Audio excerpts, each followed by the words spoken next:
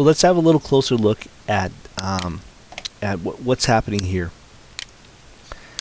Now, the first thing you need to understand is this is my account class, and in my account class, these are the fields that describe, a client object, and these are so far all of my methods and functionality for it.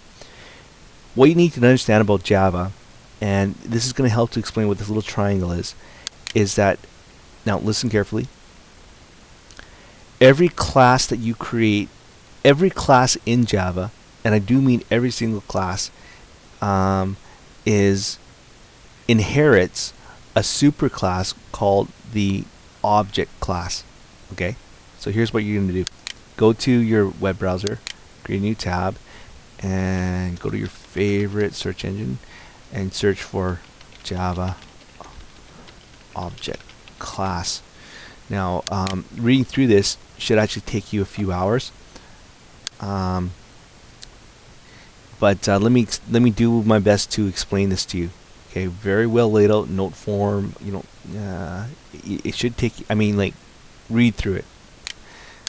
Even though you're really not gonna, I mean, it's a beginner programming class. You're really not probably gonna understand much of this stuff. So let me try to make sense of it for you. Okay, so this is the Photoshop here. So the object class is the superclass. Okay, it is the parent or the superclass, and all other Java classes inherit this class. Now, what I'm going to do here is I'll show you my. So this is my account class, ACNT, and my account class inherits all of the functionality of the methods and behaviors that are present in the object superclass. So the object super or parent class and the account sub or child class inherits all these methods. Where can you find more information on what those right here?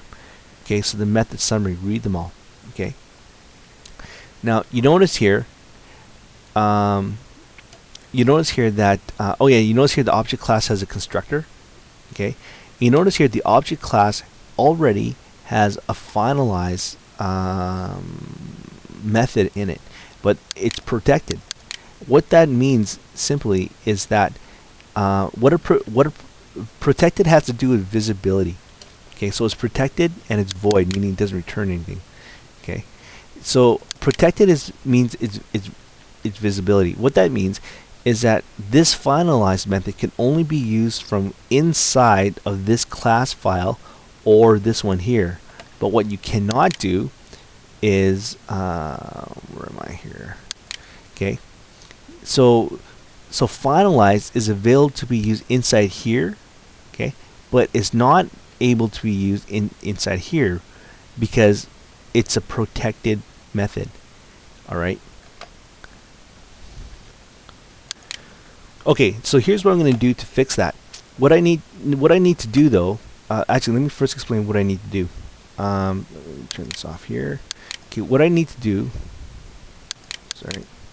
Okay. Okay, what I need to do here is I need to be able to run that finalize method in my main program here. This is where I'm going to be destroying that object, so I need to run it here. Okay, so what I need to do is, in a way, I need to create an assessor method from in here to access that protected method, so I can run it in here. Now, I know you're confused, but let me show you what I'm talking about. Actually, let me draw it out for you first in UML to show you what I'm talking about. So in my account class, what I'm going to do is I'm going to have a public function. Okay, sorry. Okay, I'm going to have a public function. I'm going to finalize. Okay, so you notice what I've done here is, and this is no mistake. It looks like a mistake, but it's not. If you can't detect the mistake, then don't worry. I'm going to tell you right now.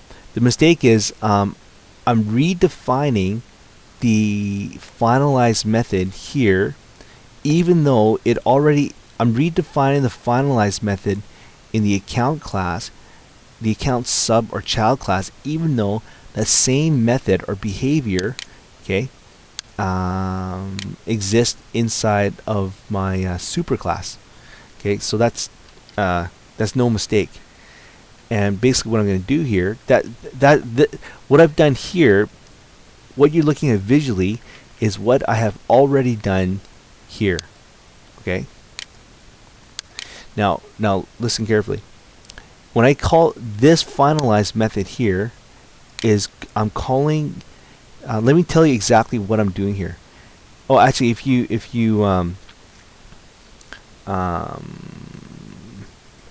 yeah, if you look at this information that pops up, it tells you that what I'm doing is I'm calling this finalize class is overriding in the object class. So this finalize method here, okay, is calling the one that is defined up here, okay, inside of the object super or parent class. Okay. Now what I've done now, so that's what this one mean here. It overrides, okay, and that's a perfect name because it perfectly describes what I've done. I've overridden or I overrided, okay, the this finalized method here. I've basically rewritten it, okay, and that is it's a hands-on example of what polymorphism is. Really fancy word. Polymorphism and overriding are pretty much the same thing. And what I've done is I've redefined how this method is working, even though it was originally defined here in the superclass. Okay, so I've redefined it, I polymorphed it, or I overridden it. Okay, and basically my sole reason for overriding it or I don't know, polymorphing it, I don't know, you might want to call it that, is so because I want to make this finalized. I want to make it public so I can access it from right here. Okay, so in a nutshell, this finalized method call is referring to this method here, and this finalized method call is referring to this one right here. Okay, as part of the object super or parent class. So go back to here. And like I said, another reason for overriding or overriding it is I could also here define an algorithm.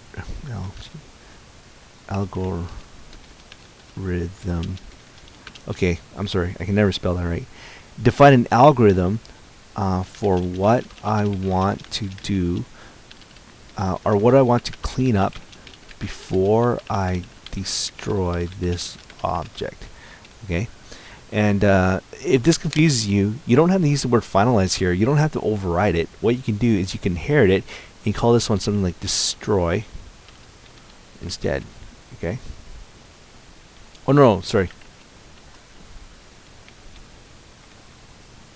Sorry, I made a mistake there. I was thinking of something else. Yeah, you keep this one finalized.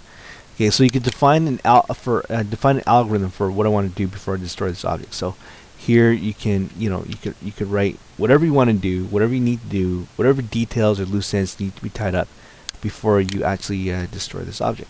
Okay, so that's about it. The past videos have been about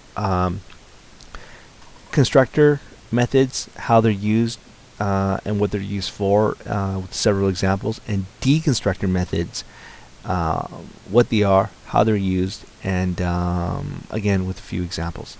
Okay.